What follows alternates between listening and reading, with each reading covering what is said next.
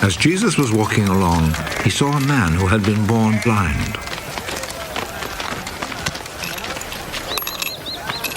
Teacher, whose sin caused him to be born blind? Was it his own or his parents' sin?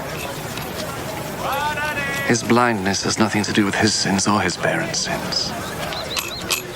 He is blind so that God's power might be seen at work in him. As long as it is day, we must keep on doing the work of him who sent me. Night is coming, when no one can work. While I am in the world, I am the light for the world.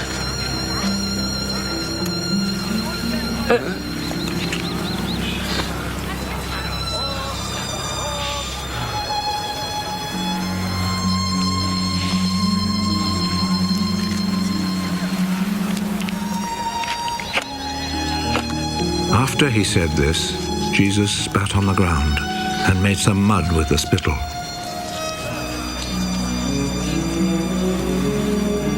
He rubbed the mud on the man's eyes.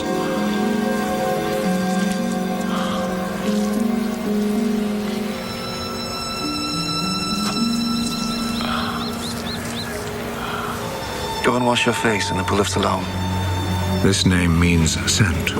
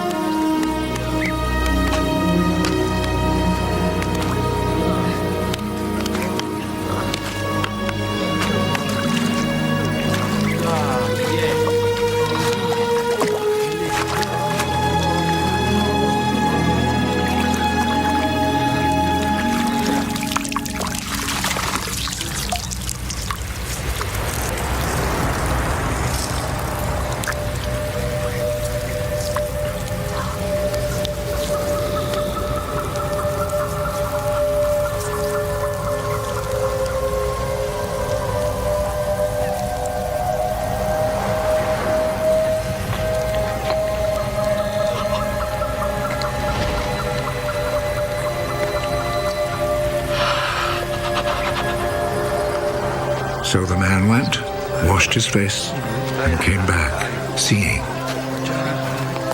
His neighbors then, and the people who had seen him begging before this, asked, "Isn't this the man who used to sit and beg?" He's the one. No, he isn't. He just looks like him. I am the man. How is it that you can now see? The man called Jesus made some mud, rubbed it on my eyes, and told me to go to Siloam and wash my face. So I went. And as soon as I washed, I could see. Where is he? I don't know.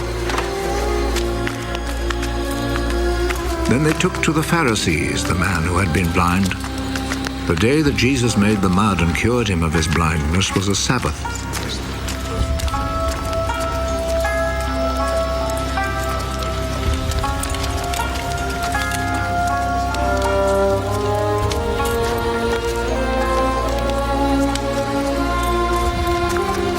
The Pharisees then asked the man again how he had received his sight. He put some mud on my eyes. I washed my face, and now I can see. The man who did this cannot be from God, for he does not obey the Sabbath law. How could a man who is a sinner perform such miracles as these? And there was division among them. You say he cured you of your blindness. Well, what do you say about him? He is a prophet. The Jewish authorities, however, were not willing to believe that he had been blind and could now see until they called his parents. Is this your son? You say that he was born blind. How is it then that he can now see? We know that he is our son, and we know that he was born blind. But we don't know how it is that he is now able to see, nor do we know who cured him of his blindness. Ask him. He is old enough and he can answer for himself. His parents said this because they were afraid of the Jewish authorities, who had already agreed that anyone who said he believed that Jesus was the Messiah would be expelled from the synagogue. That is why his parents said, "He is old enough, ask him." A second time, they called back the man who had been born blind. Promise before God that you will tell the truth. We know that this man who cured you is a sinner. I do not know if he is a sinner or not. One thing I do know. I was blind, and now I see.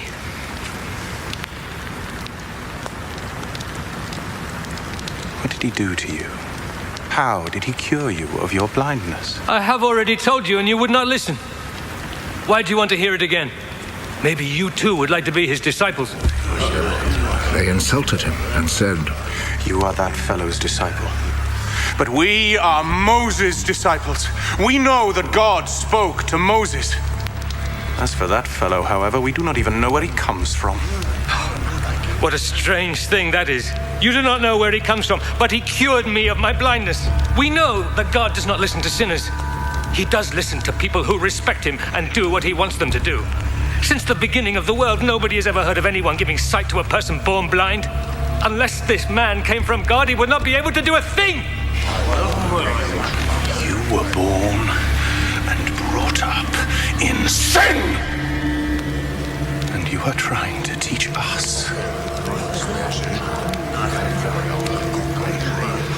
and they expelled him from the synagogue.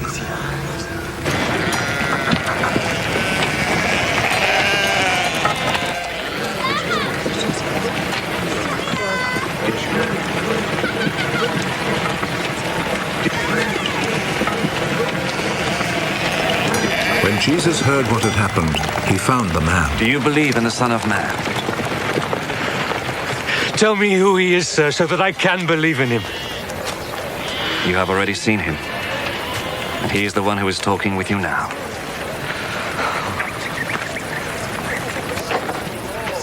I believe, Lord. And he knelt down before Jesus. I came to this world to judge, so that the blind should see, and those who see should become blind. Some Pharisees who were there with him heard him say this and asked him, Surely you don't mean that we are blind too?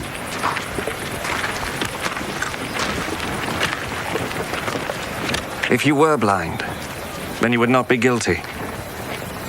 But since you claim that you can see, this means that you are still guilty.